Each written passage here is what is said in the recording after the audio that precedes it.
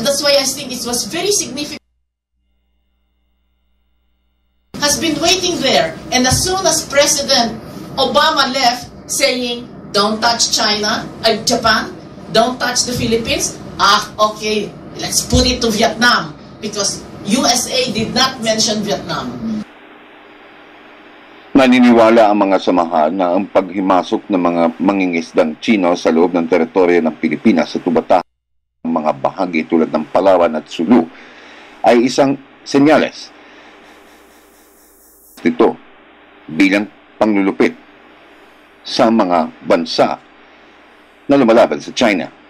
Yan ang din na nanawagan sila ng suporta para sa Vietnam.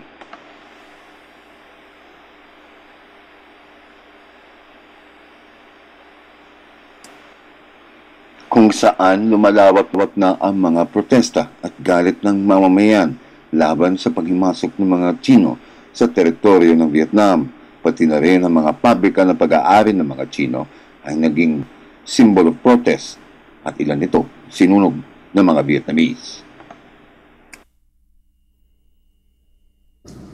The most important thing that this rally will do is to activate the Filipino sense of nationalism. We sing Di Ka Pa Sisiil, sa manlulupig Di Ka Pa Sisiil. This time there is an act, manlulupig of Vietnam. Who next?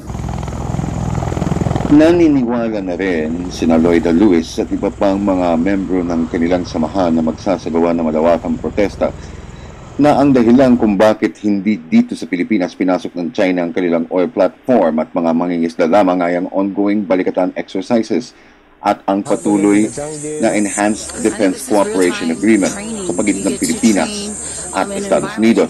Sa balikatan, ang mga sundalong Pilipino nagturo ng jungle survival method sa mga American soldiers upang malaman kung paano mag-survive sa mga kagubatan sa loob ng Asia. Ang ongoing trading ay patuloy at lalawak palalo. Pati na rin ang mga modernong attack helicopters ng Estados Unidos ay pinahiram muna sa Armed Forces of the Philippines upang magsanay ang kanilang mga piloto upang makita ng mga Air Force pilots ng Pilipinas kung paano gumamit ng mga advanced aircraft tulad nito.